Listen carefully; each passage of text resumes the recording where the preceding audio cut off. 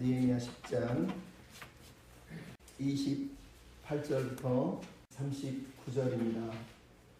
기도하겠습니다. 사랑하는 주님, 시간의 말씀 묵상합니다. 함께 하시고 영광을 받으시옵소서. 부탁하며 예수님의 이름으로 기도합니다.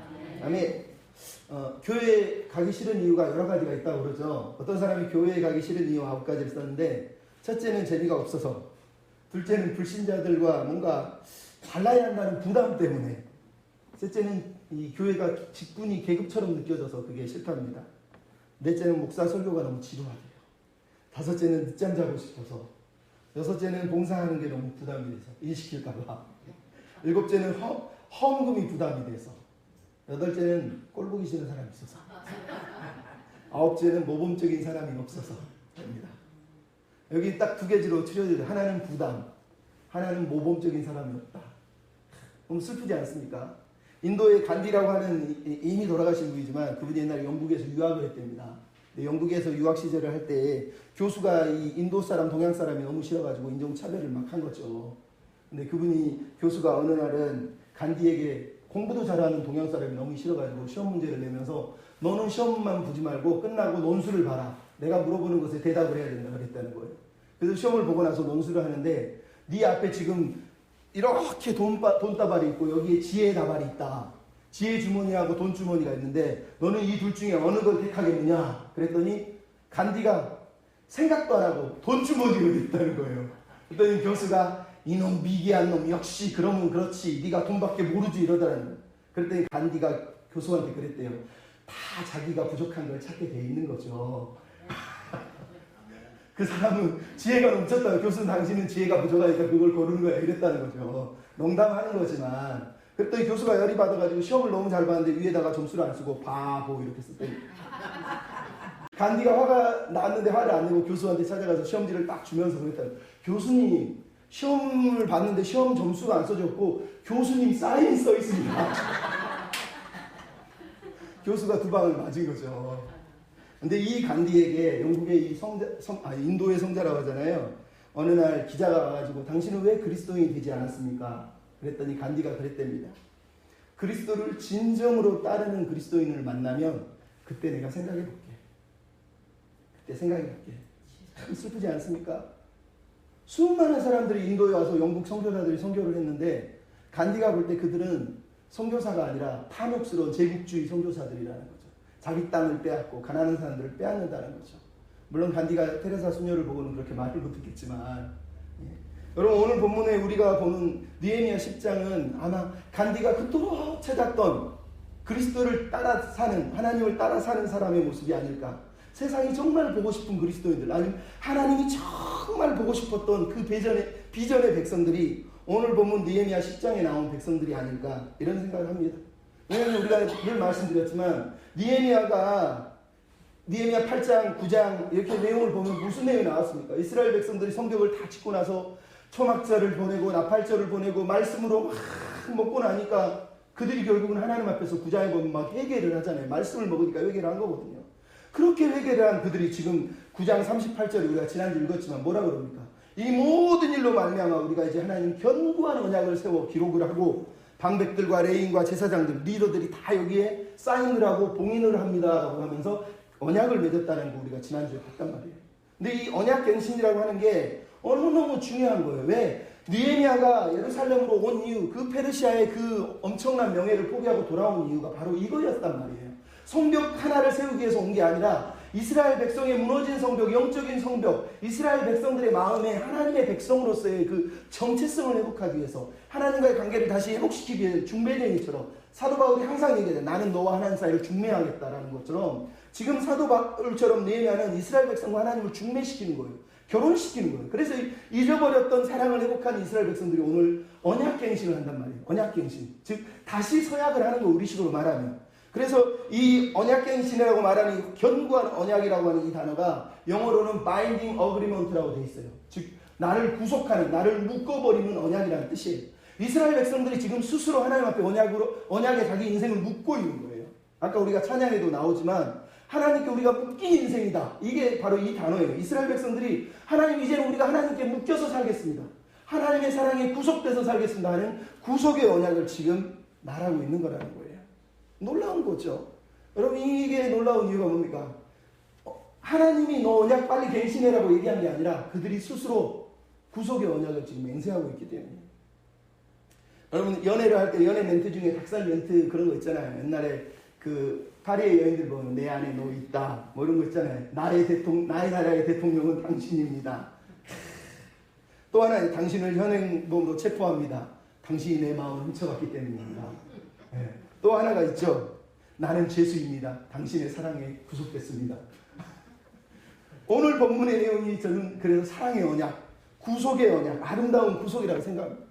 여러분 여기 보면 어른들은 김종서라고 하는 가수를 알 거예요. 머리가 이렇게 길어가지고 옛날에 노래 제목이 아름다운 구속이에요. 처음이야 나는 사랑해 너를 막 이러면서 노래하던 그 가사가 그래요. 처음이야 내가 드디어 내가 그 다음에 뭐라 그러죠? 혼자인 나를 너무 사랑했던 내가 드디어 또 다른 나를 만나게 된 거야. 그러면서 내가 이제 사랑에 빠졌어. 너를 사랑하게 됐어. 얼마나 아름다운 구속인 걸, 사랑이 얼마나 사람을 변하게 하는지. 또 다른 내가 온 거야. 네가 나에게 온 거야. 이게 사랑의 구속이라고 하는, 아름다운 구속이라고 하는 노래의 제목이에요. 내용이에요. 여러분 가사를 보면 우리 인생하고 똑같지 않습니까? 하나님을 만나기 전에 우리가 누굽니까? 자기만 사랑하고 자기만 좋아하고 자기밖에 몰랐는데 누군가 내게 다가와서 사랑의 눈을 뜨게 하니까 다가온 그 사람 때문에 내가 변한 거예요. 그래서 내가 너에게 구속됐는데 너무 행복해. 아름다운 구속이야. 아름다운 구속이야. 이렇게 말하지 않습니까? 이게 신앙인입니다. 하나님의 은혜를 못 받을 때는 혼자 있는 게 좋아요. 나 혼자 이 세상이 좋은 거거든요. 근데 또 다른 나를 알게 해주신 하나님이 내가 이렇게 사는 존재가 아니라 하나님의 나라를 위해 사는 존재라고 가르쳐 주니까 이스라엘 백성들이 지금 변했어요. 그리고 하나님 나 쇠고랑 채워주세요 이러면서 사랑의 쇠고랑을 지금 차려고 하고 있는 거예요. 우리식으로 말하면. 얼마나 놀랍습니까? 여러분 이런 은혜가 우리에게 있어야 되지 않겠습니까? 오늘 본문을 보면서 저는 그래서 이스라엘 백성들이 맺고 있는 이 언약갱신은 저는 이 결혼과 사랑의 관계에서 좀 이해하기 쉽게 주제를 정해서 이렇게 표현을 하려고 합니다. 먼저 이스라엘 백성들이 하고 있는 것은 말 그대로 우리는 사랑의 서약을 하고 있습니다 라고 이렇게 표현한다고 저는 생각을 합니다. 왜냐하면 여러분 10장 1절에 보면 뭐가 나옵니까? 그 인봉한 자들은 하면서 인봉한 사람들이 지금 이름이 쭈루루루 등장을 해서 27절까지 등장을 합니다. 총 84명이 등장합니다. 여기에는 느헤미야와 총독과 그리고 제사장과 레위인들과 방백들, 이스라엘 백성의 리더들, 지도자들 84명이 다 여기서 사인을 하고 인봉을 했다는 걸 우리한테 보여주고 있는 거예요. 놀랍지 않습니까? 근데 이게 놀라운 이유가 뭡니까? 맨 앞자리에 누가 들어와 있습니까? 느헤미야가 들어와 있다는 거예요. 느헤미야는 여전히 처음부터 끝까지 가장 앞에 서서 가장 먼저 헌신하고 가장 먼저 내려놓고 가장 먼저 포기하고 가장 먼저 앞서가는 가장 앞에 서 있는 헌신된 리더라는 걸 우리가 오늘 보게 되는 거예요. 여러분 우리가 이 땅의 리더를 위해서 기도할 때 바로 이런 리더를 위해 기도해야 됩니다. 이 땅의 리더들이 정말로 신실해서 하나님의 꿈 때문에 하나님의 비전 때문에 하나님의 나라 때문에 자기 욕심을 내려놓고 자기 욕망을 내려놓고 자기만의 세상을 내려놓고 모든 사람들이 하나님의 꿈에 헌신하도록 인도하는 리더, 그런 리더가 이 땅에 있어야 되지 않겠습니까? 그게 목회자가 되고 그게 우리 장로님이 돼야 되고 권사님들이 돼야 되는 거예요. 이런 리더가 있기를 우리는 항상 기도해야 됩니다. 여러분 그렇게 지금 그들이 서약을 하고 있는 거예요. 사실은 마치 하나님 앞에서 우리 이렇게 살게요 라고 하는 결혼하는 사람처럼 사랑의 서약을 사실은 하고 있다고 생각이 들 정도예요. 그래서 오늘 본문에 나오는 서약의 내용이 이제 우리가 읽었던 내용이지만 그 내용을 읽을 때 이 내용을 율법적으로 읽으면 안 됩니다. 여기에 등장하고 있는 내용의 핵심은 이들이 하고 있는 서약의 정신, 사랑의 정신이 무엇인지를 우리가 배워야 돼요. 그래서 우리도 그 정신을 배워서 그렇게 사랑해야 되겠다라는 마음을 품어야 되는 거예요. 여러분 오늘 본문에서 이 사람들이 서약을 하는데 서약의 내용에서 먼저 우리가 기억할 건 기준이 있다는 거예요. 기준. 첫 번째 기준이 뭡니까? 10절에 보면 여호와께서 여호와의 명령과 규례와 율례를 지켜 행하라고 하셨다고 그럽니다. 그래서 그것을 지키겠다고 말하는 거예요. 즉 서약의 기준이 말씀이었다는 거예요. 말씀이었다는 거예요. 여러분 이 중요한 건 이스라엘이 왜 변화됐습니까? 말씀 때문에 변화됩니다. 왜 이스라엘에 서약합니까? 말씀 때문에 서약을 하고 있는 거예요. 여러분 말씀이 들어가야지 내가 헌신하고 내가 결단하는 거예요. 말씀을 통해서 내가 무너지고 또 다른 나를 발견해야지 내가 하나님의 나라를 위해 살 수 있는 거예요. 말씀을 먹지 않으면 절대로 나는 변화되지 않습니다. 말씀으로 내 영혼이 치유되지 않으면, 말씀에 젖어서 내가 바뀌지 않으면 내 삶은 일절도 변화되지 않는다라는 거예요. 여러분, 이스라엘 백성들이 그 긴 시간 동안 초막절, 나팔절을 보내면서 말씀으로 쭉 젖으니까 그들이 스스로 하나님 앞에서 은혜의 서약을 하고 사랑의 서약을 하고 내가 하나님 언약을 맺습니다. 하나님 위해서 살겠습니다라고 지금 결단을 하고 있다는 거예요. 여러분, 중요한 겁니다. 아무리 무슨 일이 생겨도 말씀을 포기하면 안 됩니다. 1904년에 영국의 LG 지방에 이반 로버츠라고 하는 선교사는 아닌지 목사님이 한 분 계셨는데, 그 사람이 얼마나 하나님의 은혜에 뜨겁게 말씀을 전했는지 광부들에게 처음에는 복음을 전하다가 나중에는 수많은 사람들이 이반 로버츠의 교회인 모리아 교회에 와가지고 사람들이 몰려들기 시작해요. 그러면서 기도하고 말씀을 전하는 게 나중에는 6개월이 넘어가고 1년이 넘어가고 2년이 넘어가면서 웨일즈 지방이 완전히 뒤집어져 버려요. 그래서 웨일즈에 수많은 사람들이 하나님께 돌아옵니다. 그리고 나서 몇십 년이 흐른 후에 어떤 사람이 웨일즈 지방을 지나가는데 숙소를 정하고 잠을 자고 밤에 나와서 술 한잔 마시려고 나왔더니 술집이 안 보이는 거예요. 그래서 사람을 붙잡고 아니 왜 여기는 술집이 없습니까? 그랬더니 그랬다는 거예요. 그 동네 사람들이 여기는 이반 로버츠가 지나갔습니다. 딱 그 한마디를 했다는 거예요. 여러분, 하나님의 말씀이 역사하니까요, 그 시대 웨일즈 지방의 술집이 문을 닫고요, 모든 유흥과 도박장이 다 문을 닫고요, 말 그대로 모든 사회가 다 말씀 안에 개혁이 되버렸어요. 지난주에 우리나라 1907년에 평양에 대붕이 일어나요. 무슨 일이 벌어졌다. 평양 시내에 술집이 다 없어지고요, 도박장이 없어지고요, 술 먹고 담배 피는 사람이 다 그거 끊어내고요, 거짓말하는 사람 자진해서 경찰서 가서 내가 도둑질했어요 그러면서 회개하고요, 그런 일들이 실제로 일어났어요. 왜 우리 시대가 지금 이렇게 세상 앞에 욕을 먹고 그리스도인이 없죠? 우리가 그런 말씀의 은혜를 못 누리고 사는 거예요. 말씀을 들어도 귀로 듣는 거지 마음으로 듣고 회개하는 게 아니에요. 말씀이 우스운 거예요. 그러니까 아무리 말씀을 읽어도 이게 내 인생의 기준이 되지 못하는 거예요. 그게 서러운 거예요. 왜 그때는 그랬을까요? 왜 성령님은 오늘은 역사하지 않을까요? 성령님의 문제가 아니라 내가 강팍한 거예요. 우리가 강팍한 거예요. 우리가 말씀을 들어도 이게 내 것이라고 믿지 않는 거예요. 슬프지 않습니까? 기도해야 됩니다. 하나님 이 땅에 말씀으로 이 땅이 변화되게 해주십시오. 기도해야 됩니다. 여러분, 수많은 이 땅의 오케스트라들, 세계의 오케스트라들이 바이올린도 있고 피아노도 있고 현악기, 목관악기, 수많은 악기들이 같이 음을 맞출 때 제일 먼저 음을 맞추기 위해서 내는 부는 악기가 오보에라고 합니다. 오보에가 먼저 음을 쭉 불어주고 나면 나머지 악기들이 그 오보의 음에 맞춰서 다 조율을 한다입니다. 그 음이 440Hz라고 합니다. 세계 공통 헤르츠라고 그래요. 그래서 440Hz 오보에를 붕 불어주면 나머지 악기들이 그 음에 맞춰서 튜닝을 다 하는 거예요. 만약 그걸 안 하고 현악을 연주하거나 아니면 교향곡을 연주한다고 생각합시다. 난리가 나지 않겠어요? 온갖 불효감이 나죠. 오늘 본문이 말하는 게 그거예요. 하나님의 말씀이 우리 인생의 오보에와 같은 거, 440Hz와 같은 거예요. 우리 인생의 조율해주고 우리 삶을 조율해주는 음이 있다면, 표준음이 있다면 하나님의 말씀이라는 거예요. 그 말씀을 들을 때, 그 말씀을 먹을 때 우리 인생은 제자리를 찾아가게 되는 거예요. 말씀을 들으면서 뭐가 잘못됐는지 뭐가 틀렸는지 정리를 하지 않으면 살아날 수가 없어요. 두 번째가 뭡니까? 그들이 저주로 맹세를 했다고 30절에 얘기하고 있어요. 여러분, 놀랍지 않습니까? 이 사람들이 지금요 하나님 앞에 언약을 맺으면서 하나님 내가 열심히 할 테니까 복 주세요. 내가 하나님께 지금 계약을 갱신하고 있으니까 하나님 나를 축복해 주세요. 내가 이렇게 할 테니까 하나님 나는 부자 만들어 주세요. 이렇게 지금 맹세했다고 말하는 게 아니라요, 스스로 저주로 맹세했다는 거예요. 이렇게 안 살면 하나님 저주해 주십시오. 우리를 저주해 주십시오라고 맹세했다는 거예요. 여러분, 이것보다 더 놀라운 서약이 어디 있습니까? 사랑의 서약은 그래서 죽음의 서약이라고 그러잖아요. 사랑은 죽음보다 강한다. 죽음으로 맹세하는 것보다 더 큰 사랑이 어디 있습니까? 이스라엘 백성이 저주로 맹세하는 거예요. 예수님이 십자가에서 하나님이 자기 아들을 죽이시면서까지 내가 너를 사랑한다고 말씀하신 그 사랑이 왜 우리가 감격합니까? 죽음으로 당신의 사랑을 확증하시잖아요. 이스라엘 백성들의 사랑이 이런 거예요. 위대한 결단을 하고 있는 겁니다. 단지 복받기 위해서, 잘되기 위해서, 부자되기 위해서 맹세하는 게 아니에요. 하나님 내가 이렇게 못 살면, 당신 백성답게 못 살면 나를 저주해 주십시오라고 사실을 맹세하고 있다는 거예요. 여러분, 우리에게 이런 진실한 결단과 사모함이 있었으면 좋겠습니다. 여러분, 이 결단이 쉽습니까? 쉽지 않습니다. 오늘 본문에 나는 서약의 내용만 봐도 얼마나 어려운 서약을 하고 있습니까? 그들은 지금 크게 세 구분하면 7가지 서약을 하고 있어요. 근데 세 가지를 나누면 첫째가 이방인과 절교하겠다. 즉 이방인에게 자식을 주지 않겠다라고 하는, 결혼시키지 않겠다라고 하는 서약을 28절부터 30절에 하고 있다는 걸 우리가 보게 돼요. 여러분 이거를 우리는 다른 말로 얘기하면 우리는 남편이 있습니다. 나는 남편이 있습니다. 이런 거하고 똑같은 거예요. 사랑의 서약을 한 사람이 기억해야 될 게 뭐예요? 내가 남편이 있다는 걸 기억하는 거거든요. 그럼 오늘 본문에 이 사람들이 하는 서약의 내용이 뭐예요? 느헤미야 9장 2절에서는 이방인과 절교하겠다고 얘기했어요. 어떻게 절교할 거냐는 거예요. 근데 오늘 본문에 보면 28절부터 30절의 내용은 뭡니까? 그 모든 백성들이 다 일제히 나와서 우리가 딸들을 이방인에 주지 않고 이방 딸을 우리 아들들에게 데려오지 않겠다라고 이방인과 절교를 선언하고 있다는 거예요.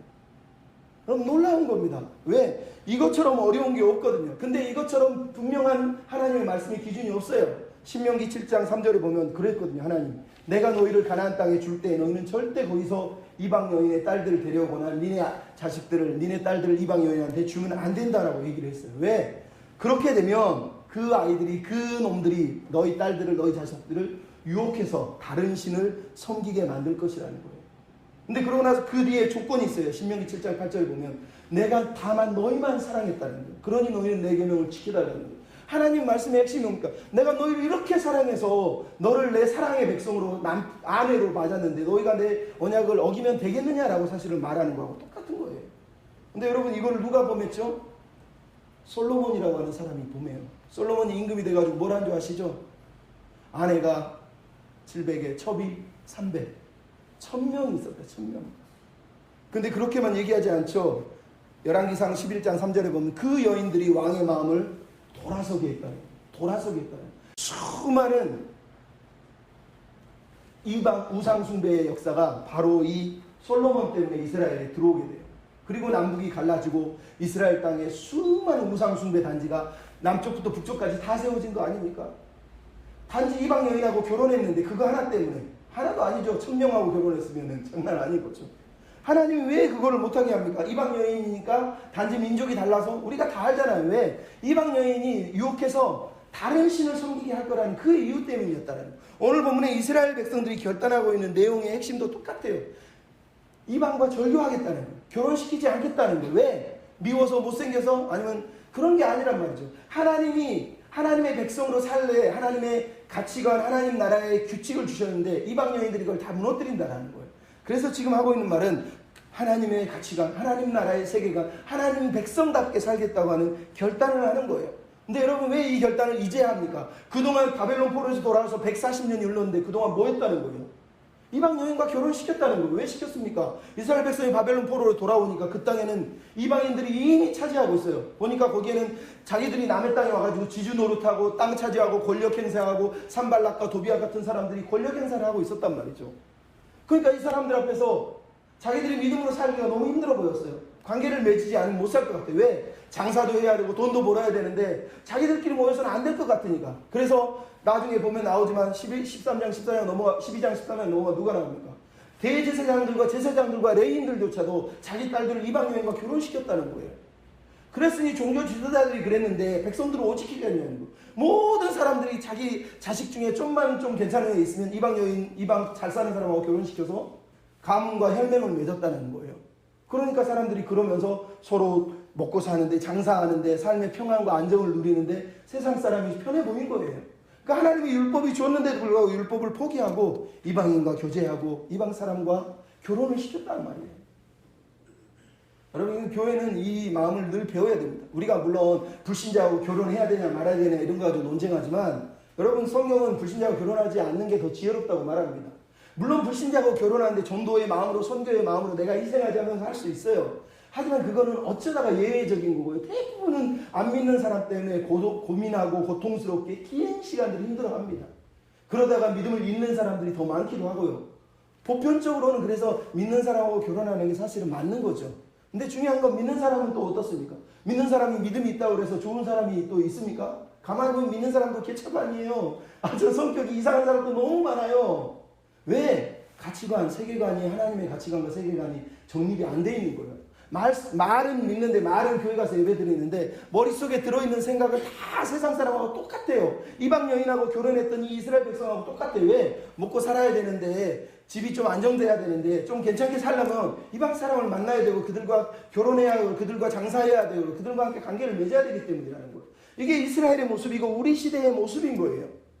그래서 여러분 이 땅의 교회가 사도 바울이 말하는 게 뭡니까? 우리가 세상을 떠나라는 게 아니다. 세상에 살지만 세상 속에 거하지만 세상 사람하고 똑같이 살면 안 된다는 거예요. 그게 기독교인에게 주는 도전이에요. 그래서 예수님이 너희가 비둘기처럼 순결하고 뱀처럼 지혜로우라는 거예요. 근데 우리가 그러고 있습니까? 이 땅의 교회는 다 뱀처럼 약삭 빠른 것밖에 안 나온 것 같아요. 비둘기의 순결함은 안 보인다고 저는 생각합니다. 탐욕스럽고 표독스럽고 악독스럽고 승질 잘 내고 화 잘 내고 짜증 잘 내고. 저도 나가서 일하다 보면요, 교회 다니는 문명이 명패는 교회 이름이 들어가 있는데 들어가 보면 예수 안 믿는 사람처럼 얘기하고요, 짜증 내고요, 막 갑질하는 사람 엄청 많습니다. 아, 저 사람이 예수 믿는 사람, 내가 목사라고 그러면 얼굴 표정이 어떻게 변할까? 뭐 이런 생각이 들 정도네. 황당하죠. 여러분, 교회는 거룩한 사귐을 회복해야 돼요.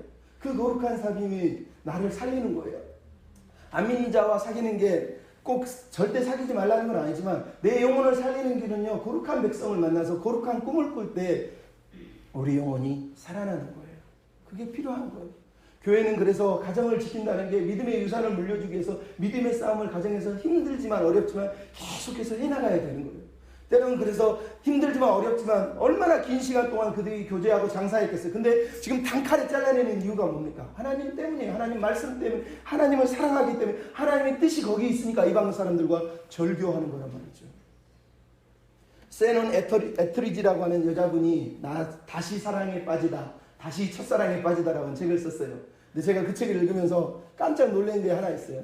이분은 청소년들이나 교회 청년들을 상담해주는 사모님은 아닌데 거의 사모님 비슷한 여자 사역자였어요. 예수를 믿어서 하나님의 사람이 돼서 너무너무 많은 사람들을 조언을 하고 그런 스타일이에요. 근데 이분이 딱 하나 문제가 있었는데, 문제가 아니에요. 본인은 그게 좋았어요. 에어로빅을 좋아했어요. 에어로빅을 하러 가는데 몸매도 너무 잘 빠졌는지 늘 타이트한 걸 입고 가서 에어로빅을 하는 거예요. 그게 아무 잘못이 없다고 여긴 거죠. 근데 어느 날 강사가 와가지고 같이 강사하는 사람이 당신 사역자라며요 그러더니 당신은 당신 자신에 대해서 죽지 않은 것 같아요 이러더라는 거예요.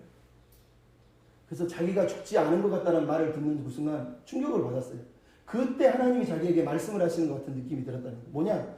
그동안에 자기는 떳떳하다는 거예요. 아니 내가 이렇게 입고 다닌다고 그래서 나는 떳떳해. 나는 결혼 바지도 꼈는데 남들이 나를 어떻게 봐도 무슨 상관이야. 저놈들이 잘못이지. 내가 무슨 잘못이야. 나는 떳떳해. 난 남편이 있어. 이렇게 생각을 했다는 거예요. 근데 그 음성을 듣는 그 순간 저 사람들이 잘못이 아니라 내가 잘못이라는 걸 깨달은 거예요.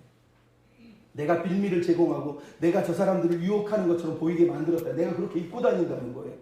내가 하나님 믿는 사람이라고 그러면서 내가 너무너무 나를 방치했다. 그 생각이 드니까 거기서 울면서 회개를 합니다.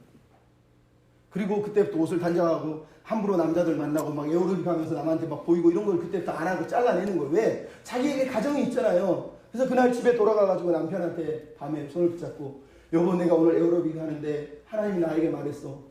네가 네 자신에 대해서 죽지 않았구나. 그 음성을 들으면서 내가 너무너무 많이 회개를 했어. 내가 입고 다니는 옷과 내가 말하고 걷고 입는 모든 것들이 하나님 보시기에 내가 다른 사람들을 유혹하는 걸로 보였다고 생각하니까 너무너무 슬퍼요. 남편이 뭐라고 그러는지 아세요? 여보 내가 당신이 이걸 깨닫기까지 5년 동안 매일 밤마다 기도하고 있었어. 기도하고 있었어. 마음 상할까 봐 말은 못하고 기도를 했다는 거예요. 기도를. 근데 이분이 그때서 깨달았다는 거예요. 여러분 오늘 이스라엘 백성이 하고 있는 게 그거예요. 내가 남편이 있다는 걸 잊어버리면 안 된다는 거예요. 나에게 남편이 있구나. 그런 그 순간 뭘 해야 돼요? 나를 지켜내야 되는 거예요. 정교를 지키는 것처럼 바지만 끼고 다니는 게 아니라 삶에서도 언어에서도 행동에서 만남 속에서도 모든 것들을 절제하고 거룩한 사귐을 사귀어내야 됐다는 거예요. 세논 에트리지가 그랬고 이스라엘 백성이 지금 그러고 있는 거예요. 그리고 우리 시대의 교회가 그래야 돼요. 과거에는 그렇게 못 살았어도 지금은 그렇게 살려고 애써야 되는 게 하나님의 백성이 할 일이 아니겠습니까? 그게 우리에게 필요한 거란 말이죠. 두 번째로 그들이 했던 서약이 뭡니까? 31절에 나오죠. 안식일과 안식년과 그리고 33절에 절기를 지키겠다고 얘기하고 있어요. 다른 말로 얘기하면 나는 지켜야 될 약속이 있다는 얘기예요. 나는 지켜야 될 약속이 있다는 거예요. 여러분 아까도 말했지만 이방인과 절교한다는 얘기는 단순하게 안 만나는 문제가 아니라 사회 경제적인 문제와 연관되어 있단 말이죠. 그들이 그동안 왜 이방인을 사귀었습니까? 먹고 살기 위해서 사업하기 위해서 안식일과 안식년을 버린 거거든요. 왜 안식일을 버렸습니까? 이방인들이 매일 일요일만 되면 우리 집으로 말하면 찾아와가지고 물건 팔고 상업을 하는데 시장을 열어야 되는데 물건을 안 팔면 못 살 것 같으니까 안식년이 뭡니까? 7년에 한 번은 농사를 포기하고 7년에 1년 동안은 땅을 묶여둬야 되는데 6년 동안 열심히 일했는데 7년에 아무것도 안 한다고 생각해 보십시오. 6년째 되는 한 하나님이 2년치를 안 주시는 한 7년을 어떻게 버티냐는 두려움이 생기니까 안식년을 포기해버린 거예요. 절기가 그렇게 많았는데 그들이 절기 때 예루살렘 성전으로 못 모여오고 초막절을 잊어버리거나 팔절을 잊어버린 이유가 뭡니까? 그 중요한 시간에 돈 벌어야 되는 그 절기를 지키기 위해서 예루살렘으로 가가지고 나팔절, 초막절, 안식일, 안식년 2년을 지켜야 된다고 생각하니까 끔찍한 거예요. 이걸 희생하면서 내가 왜 하나님을 믿어야 되느냐는 거죠. 그래서 그들이 안식일, 안식년, 절기들을 다 포기했다는 거예요. 근데 말씀이 들어가니까 그들이 지금 무슨 얘기를 하고 있어요? 29절, 31절에 33절에 우리는 안식일에 물건을 사고 팔지 않겠다는 거예요. 경제적 이익 포기하겠다는 거예요. 두 번째는 땅을 쉬게 하겠다는 거예요. 진짜로 7년에 한 번은 땅을 쉬어서 비록 하나님이 책임져 주실 거란 믿음을 가지고 그 땅을 6년만이라고 7년에 한 번은 포기하겠다고 지금 얘기를 하고 있어요. 뿐만 아니라 뭐가 나옵니까? 형제들의 빚을 탕감해 주겠다고 30절 마지막 절에 얘기하고 있어요. 엄청난 결단을 지금 하고 있는 겁니다. 엄청난 결단을 하고 있는 거예요. 여러분 왜 이게 중요합니까? 안식일, 안식년, 2년, 절기들은 다 하나님과의 약속을 기억하게 하는 절기예요. 저번에도 말씀드렸지만 안식일과 안식년, 2년은 다 하나님이 이 땅에 주고 싶은 하나님의 샬롬, 하나님이 이 땅에 주고 싶은 하나님 나라의 비전의 마지막 정점이 샬롬이란 말이에요. 모든 사람이 쉼을 얻고 안식을 얻고 평화를 얻고 욕심과 탐욕을 버리고 함께 평화롭게 살아가는 그 삶, 그게 바로 하나님의 꿈꾸신 비전이. 그래서 창세기 1장에서 베레카 축복을 하시면서 샬롬, 샤바트, 안식이라고 하는 것을 향해서 하나님이 창세기 1장에서 비전을 제시한 이유가 바로 여기 있단 말이에요. 하나님이 인간을 만드신 이유가 인간이 하나님의 안식 안에서 쉼을 얻기를 원하신다는 거예요. 이게 깨어진 이유가 인간의 탐욕 때문 아닙니까? 내가 인생의 주인이다, 내가 시간의 주인이다, 내가 내 삶의 주인이다라고 믿었기 때문에 하나님을 거절한 거예요. 근데 이제 그들이 안식을 지키겠다고 말하는 거예요. 무슨 얘기입니까? 하나님 당신이 내 인생의 주인입니다. 하나님 당신이 내 삶의 주인입니다라고 이제 드디어 고백을 하고 있다는 거예요. 그럼 이게 왜 중요합니까? 안식일을 지키겠다, 안식년을 지키겠다, 절기를 지키겠다 이 말은 결국은 내가 시간의 백성, 즉 절기를 통해서 하나님을 기억하는 백성, 하나님의 약속을 기억하는 백성이 되겠다라고 사실은 말하는 거예요. 여러분 시간이 얼마나 중요합니까? 우리에게 특별한 시간들이 있잖아요. 특히 가장 중요한 게 결혼기념일이에요. 결혼기념일이 왜 중요합니까?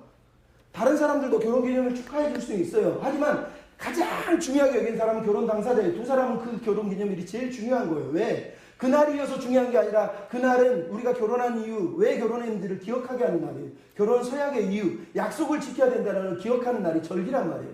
하나님 왜 이스라엘 백성들에게 안식일을 얘기하고 절기를 얘기하고 안식년을 얘기하겠습니까? 하나님과 약속이 있는 날이 바로 이 날이라는 거예요. 그 날을 지키면서 내가 하나님과 결혼한 백성이지, 내가 하나님의 비전의 백성이지, 내가 하나님의 뜻을 이루어야 될 백성이지라고 하는 그 약속을, 서약을 기억하고 지키는 날이 바로 안식일이라는 거예요. 안식년이라는 거예요. 여러분 이들이 지금 절기를 지키겠다는 것은 시간을 하나님께 구속하겠다는 거예요. 환경만 바꾼 게 아니라 내 시간도 하나님 앞에 드리겠다라고 얘기하는 거예요. 마지막으로 등장하고 있는 게 뭡니까? 성전을 위한 헌신이. 성전을 절대로 내버려 두지 않겠다고 39절 마지막 절에 이스라엘 백성이 말씀을 하고 있어요. 근데 여러분 성전을 내버리지 않겠다는 이 단어가 무슨 얘기입니까? 나중에 얘기했지만 나는 섬길 왕, 섬겨야 될 나라가 있다는 뜻이에요. 좀 이따 설명을 드리겠지만 여러분 이 사람들이 지금 성전을 버려두지 않겠다라고 말하면서 5가지 서약을 하고 있어요. 첫째, 성전세를 3분의 1을 내겠다고, 3분의 1 세계를 내겠다고 32절로 33절에 얘기를 하고 있어요. 성전이 그동안 성전세를 내지 않아서 성전이 운영이 되지 않았다는 거예요. 원래 이스라엘 백성은 반세겔이라고 하는 세계를 항상 내게 돼 있어요. 이거는 율법으로 정해진 거예요. 근데 이스라엘 백성이 지금 반세겔을 못 내고 3분의 1만 낸다는 건 그만큼 어려웠다는 얘기가 돼요. 그럼에도 불구하고 그들은 성전세를 내겠다고 지금 결단을 하고 있다는 거예요. 두 번째는 뭡니까? 34절에 제단에 나무를 바쳐서 제단이 꺼지지 않도록 계속해서 나무를 공급해서 제단 불이 꺼지지 않게 하겠다는 거예요. 여러분 그건 우리하고 똑같은 거예요. 우리가 성전에서 기도를 하고 아니면 말씀을 붙드는 이유가 뭡니까? 교회가 살아나는 길은 말씀의 제단이, 기도의 제단이 무너지지 않도록 계속 나무를 공급해 주는 거하고 똑같은 거예요. 이스라엘 백성은 그 결단을 한 거예요. 그리고 세 번째 한 게 뭡니까? 35절에 37절에 첫 것을 바치겠다는 거예요. 첫 것. 여러분 마다들이든 가축이든 양이든 소든 그 다음에 곡식이든 모든 포도주까지 다 첫 것을 드리겠다고 지금 말을 하고 있는 거예요. 그동안에 한 번도 첫 것을 드린 적이 없는 이 사람들이 첫 것을 드리는 거예요. 여러분 첫 것은 11조하고 연관이 돼 있어요. 왜냐하면 네 번째 드리겠다고 하는 37절로 38절의 내용이 뭐예요? 11조를 드리겠다는 겁니다. 모든 소산에 11조를 드리겠다는 거예요. 여러분 11조를 드릴 때 첫 것을 드리는 거 11조를 드리는 거 가만히 생각해 보세요. 10개가 있어요. 우리는 내가 번 돈에서 10분의 1을 떼면 계산기로 툭툭 두드려서 10원을 더 내든 10원을 더 내는지 우리는 알 수 있지만 이게 양이라고 생각해요. 양이 10마리 있어요. 이걸 10분의 1로 어떻게 나눕니까? 이 안에는 건강한 양도 있고 병든 양도 있고 모자란 양도 있을 거 아니에요. 그래서 첫 것이 중요한 거예요. 여기서 첫 것이라는 건 처음 난 것이라는 뜻보다는 최고의 것을 드린다는 얘기예요. 가장 좋은 것을 드린다는 얘기란 말이죠. 가장 좋은 것을 드리겠다는 이 말이 얼마나 뜨거운 헌신을 얘기하는지 모르다. 근데 우리는요 11조 가지고 교회에서 싸워요. 11조를 내야 말아요. 아니요, 구약이 말하는 11조가 신약으로 오면요 사실은 11조 정신은요 11조를 넘어서요. 여러분 11조 얘기를 안 하면 안 되는데 구약에는 11조가 세 가지가 있어요. 하나는 레인들에게 주는 11조가 있어요. 두 번째는 절기, 가족과 그 주변에 자기 식구들과 다 함께 성전에 가서 레인과 함께 먹는 두 번째 11조가 있어요. 그 다음에 세 번째, 매년 3년에 한 번 드리는 11조가 있어요. 이거는 고아와 가부와 가난한 자들을 위해 드리는 11조예요. 이거를 환산하면 이스라엘 백성 유대인들은 보통 11조를 10의 1조를 낸 게 아니라 10의 2조 이상을 냈어요. 보통 20에서 23%를 항상 냈던 게 이스라엘 백성들의 11조란 말이에요. 여러분 보고 지금 10의 1조를 내라고 말하는 것도 사실은 율법처럼 말하는 게 우스운 거지만 이스라엘 백성은 10의 2조 이상을 낸 거예요. 10의 2조만 냈으니까 여기 우리가 첫 것도 등장하지, 거기다 봉헌불도 등장하지, 헌금들 각양각색 곡식 포도주 뭐 다 등장하지. 이거 다 따져서 거제, 번제, 소제 다 나누면요 10의 3조, 4조가 넘어서요. 근데 교회가요 11조 가지고 11조를 내야 말아야 되니 11조를 안 내는 사람은 믿음이 없느니 11조를 낸 사람은 믿음이 좋은 것처럼. 아니요. 성경이 말하는 11조는요, 그런 구약의 11조 개념을 사실은 넘어서는 거예요. 구약의 11조를 정해서 11조 정신은요, 교회 레인만을 위한 것이 아니라 그 성전에 행사하는 모든 절기에 쓸 것을 위해서 11조를 내는 거고요. 가난한 사람, 고아, 갑을 위해서 11조를 내는 거예요. 즉 11조는 목사가 혼자 다 먹는 게 아니라 실제로 얘기하자면 부교육자든 아니면 가난한 사람들, 주변에 교회 안에 있는 어려운 사람들이 다 같이 쓸 수 있게, 같이 사용할 수 있게 하는 사회복지시설이 11조란 말이에요. 예? 여러분 보고 지금 내가 11조를 하지 말라는 게 아니라 실제로 11조는 우리가 생각하는 차원을 넘어서는 거예요. 근데 교회가요, 좀 죄송하지만 우리 교회는 안 그러지만 11조를 마치 11조를 안 내면 무슨 믿음이 없는 사람이라고 얘기한 걸 넘어서서 11조는 어떤 목사는요, 지금은 안 그러고 옛날에 고신축 목사는요, 교인이 11조 내면 11조는 레인 거라고 하면 자기가 다 가져가 버렸어요. 그래서 11조를 예산에 놓지도 않았어요. 호주머니에 꼴깍 했어요. 11조는 담임 목사 거래요.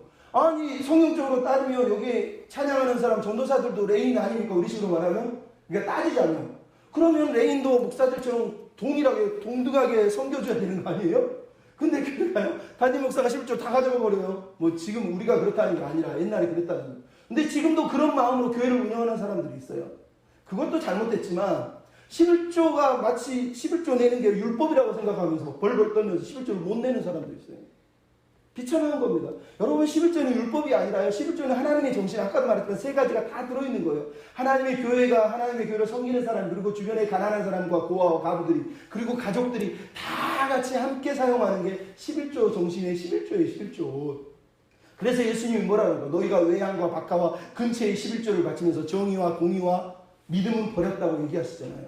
이것도 하고 저것도 하라는 거예요. 예수님의 마음의 핵심이 11조의 세 가지의 목적하고 똑같은 거예요. 11조를 통해서 정의가 실현되고 공의가 실현되고 믿음이 증거되는 게 11조가 하는 일이라는 거예요. 그러면 여러분 우리가 교회를 다니면서 11조 가지고 논쟁하는 건 사실은 어리석다고 생각합니다. 더 중요한 건 내가 하나님 앞에 정말 최고의 것을 감사하면서 최선을 다해서 드리려고 하느냐는 거예요. 그걸 사도 바울이 뭐라고 그럽니까? 하나님은 즐겨내는 자를 사랑하신다는 거예요. 마음이 없는 걸 받지 않으신다는 거예요. 하나님 너를 풍성하게 아들까지 주면서까지 너희에게 모든 걸 주셨는데 너희가 그렇게 서로를 섬겨야 되지 않겠느냐라고 말하는 게 사도 바울이 말하고 있는 11조 정신이란 말이에요. 그래서 사도 바울은 11조에 대한 언어를 단 한 번도 쓰지 않아요. 예수님만 11조를 한 번 언급한 거예요. 그래서 11조는 신약에서 어떤 면에서 유대인들만 지키고 이방인들에게는 강제를 하지 않았어요. 하지만 11조 정신은 강조되고 있는 거예요. 왜? 더 많이 내고 더 많이 섬기고 더 많이 이웃을 돌아보라고 사도 바울이 고린도후서 8장 9장에 보면 얘기하는 거거든요. 근데 우리는 11조 내는 거 가지고 벌벌 떨면서 이걸 내야 말아야 돼. 맞지? 이걸 내면 큰 일이 나는 것처럼 생각하는 사람들도 있단 말이죠. 슬픈 거죠. 그래서 여러분 11조를 하라 마라 이런 차원을 성경은 넘어선다는 거예요. 여러분 시간이 지나지만 한 가지만 더 얘기합니다. 말라기서에 보면 이런 얘기가 있어요. 11조를 창고에 들여서 내가 너에게 쌓을 것이 없도록 복을 부어주는지 시험해보라고 얘기해요. 이걸 가지고 목사님들이 11조를 내면 너 부자 된다. 하나님이 약속했다는 거예요. 쌓을 것이 없도록 만들어주겠다고 그랬다는 거예요. 여러분 진짜 그렇게 생각하십니까? 우리가 성경을 제대로 똑바로 읽어야 됩니다. 말라기에서 말하는 11조는요. 일단은 말라기 시대가 지금 느헤미야 시대하고 거의 동일한 시대예요. 레인들이 제사장들이 성전에서 11조를 백성들이 내지 않으니까 성전이 돌아가잖아요. 레인들이 제사장들이 먹을 게 없어요. 그래서 들로 밭으로 나가서 일을 하면서요. 자기 일을 꾸려 살았어요. 오직 답답했으면 하나님 말라기를 통해서 레인들 거 11조 갖다 줘라. 바치라 그러면서 이 말씀을 하시는 거예요. 근데 이 말씀에서 핵심이 무엇이 아십니까? 말라기 3장 10절에 보면 너희에게 복이 쌓을 것이 없도록 부어주겠다. 여기 말하는 이 복이라고 하는 단어가요. 샬라흐라고 하는 이브리어 단어가 아니라 베레카라고 하는 이브리어 단어예요. 이 이브리어 단어가 어디서 나냐면 창세기 1장 2장에서 하나님이 축복하시더라 축복하시더라 축복하시더라 할 때 그 단어예요. 하나님이 창세기에서 말하는 축복은 부자 되겠다는 뜻이 아니라 하나님의 뜻이 충만하게 이루어지는 것. 하나님의 꿈이 하나님의 비전이 온전하게 이루어지는 그거. 그게 바로 복이라고 얘기하는 거예요. 즉 너희가 레인들에게 11조를 바쳐서 하나님의 비전이 하나님의 꿈이 풍성하게 이루어지는 것을 너희가 보게 될 것이라고 얘기하는 거예요. 그래서 말라기 3장 12절에 뭐라고 그러면 그렇게 될 때 땅이 아름다워지고 이방인들이 너희를 복되다 할 것이다 하면서 한 번 더 복을 얘기해요. 근데 여기서 말하는 복되다 하는 단어는 다른 단어인데 아쉬레이라고 시편 1편 1절에 나오는 거예요. 복 있는 사람이라고 하는 단어예요. 이 단어는 원래 의미가 행복이라고 하는 단어예요. 하나님의 말씀대로 하나님의 꿈대로 서로가 모두가 행복한 삶을 위해서 헌신하고 희생할 때 너희는 행복해질 거라고 얘기하는 거예요. 쌓을 것이 없도록 부어지는 게 내 재산이 내 개인적인 부가 늘어난다는 얘기가 아니에요. 왜? 이 말은 복수거든요. 너희에게, 너희에게라는 얘기예요. 모든 백성이 함께 11조 정신을 가지고 서로를 섬기게 되면 쌓을 것이 없는 은혜가 풍성한 은혜가 넘쳐나지 않겠습니까? 너무 당연한 거거든요. 그러니까 교회는 이런 11조의 정신, 11조의 마음을 가지고 섬겨야지 11조를 문자 그대로 해석해서 내가 가지고 있는 거 막 계산해가지고 내가 10원을 더 냈네. 10원을 덜 냈네. 뭐 이런 식으로 11조를 하면 안 돼요. 오히려 11조는 아주 기본인 거예요. 기본. 사실은 어떤 면에서 11조를 넘어서는 거라는 거예요. 그러니까 11조를 안 냈다고 정죄해도 안 되지만 11조 가지고 막 고민하는 것도 사실은 어리석다는 거예요. 더 중요한 건 율법의 글자가 아니라 율법의 마음이에요. 11조의 정신. 서로를 돌아보고 심지어 가난한 자와 가부까지 돌아보기 위해서 하나님이 사회보장 제도로 만들어 놓은 게 3번의 11조를 이스라엘 백성이 냈다는 거예요. 근데 우리는 한 번 내는 거 가지고 힘들어 하잖아요. 저도 힘들어할 때가 있어요. 이걸 내야 되나 말아야 되나 이런 고민을 안 하지만 가진 게 없는데 어떻게 해요? 어떤 목사님은 빚내 가지고 11조 내려. 말도 안 되지만 그게 무슨 11조입니까? 중요한 건 하나님께 감사하는 마음으로 하나님의 마음을 가지고 드리는 게 11조란 말이에요. 그럼 여러분 오늘 본문에 이스라엘 백성들이 하고 있는 게 뭡니까? 결국은 하나님의 사랑에 굴복되어서 그 사랑에 너무 감사해서 스스로 사랑의 구속을 하고 있다는 거예요. 하나님과 서약을 맺고 당신은 내 남편입니다 그러고 있고 당신과 약속을 지키겠습니다 말하고 있고 나아가서 이제 성전을 지키겠다고 말하는 것은 성전은 구약시대의 성전이 뭔지 아십니까? 이사야서에 보면 하늘은 나의 보좌요 땅은 나의 발등상이라고 하면서 하나님 당신이 왕이라고 얘기하고 있는 걸 보여요. 하늘을 보좌로 땅을 발등상으로 앉으셨다는 거예요. 성전은 그 하늘 성전의 모형이 바로 이 지상 성전이에요. 그러니까 성전을 섬긴다는 얘기는 하나님이 내 인생의 왕입니다. 하나님 내 인생의 주인입니다라고 고백하는 게 성전을 지킨다라는 의미라는 거예요. 그래서 여러분 우리가 성전을 지킨다는 이 말이 단순하게 교회의 기물을 사고 필요한 걸 채운다는 것을 넘어서 하나님이 내 인생의 왕입니다. 왕입니다. 왕입니다 하는 고백을 하고 있는 거예요. 그렇게 우리가 하나님 나라의 왕 같은 제사장이 되고 하나님의 영광을 위해서 사는 사람들이 될 때 하나님 우리를 통해서 영광을 받지 않겠습니까? 여러분 무슨 사랑의 결단을 하고 무슨 사랑의 구속을 하고 있습니까? 말씀을 통해서 먼저 시작해야 돼요. 여러분 우리가 잘 아는 김동호 목사님이라는 분이 있어요. 모르는 분도 계실지 모르지만 옛날에 높은 뜻 순교회 하다가 지금은 암이 걸려서 암 투병을 하는 목사님이었어요. 근데 그분이 책을 하나 썼는데 패스 오버라고 하는 책을 썼어요. 근데 내용 중에 이런 게 있어요. 나는 암 환자다. 하지만 나는 몸을 지키는 것은 의학이지만 마음을 지키는 것은 믿음이라고 여기기 때문에 나는 하루 종일 암을 묵상하지 않고 최선을 다해서 하나님의 말씀을 묵상하고 시간과 마음을 지켜야 되겠다고 다짐을 했다. 암은 나에게서 힘든 구렁텅이지만, 빠져나오기 힘든 헤어나올 수 없는 구렁텅이지만, 나는 암을 묵상하지 않고 말씀을 묵상한다. 날마다 기막힌 새벽을 시작하고 있다. 말씀 속에서 길을 찾고, 말씀 속에서 불안을 뛰어넘고, 원망을 뛰어넘고, 우울함을 뛰어넘고, 말씀을 통해서 투영을 어떻게 할지 지혜를 얻고 있고, 어떻게 생각하고 어떻게 행동할지를 말씀을 통해서 나는 배우고 있다. 말씀은 패스오버다. 내 인생의 문지방에 어린 양의 피를 바르고 죽음이 뛰어넘어가는 것처럼 말씀이 나의 패스오버다. 이러면서 말씀을 하더라고요. 여러분, 우리가 이 말씀을 붙들고 말씀의 사역을 가지고 힘든 시간, 어려운 시간을 버텨낸다면 하나님 얼마나 기뻐하시겠습니까? 여러분, 그런 아름다운 구속, 아름다운 사랑의 사역을 하는 은혜의 백성들이 다 되셨으면 좋겠습니다.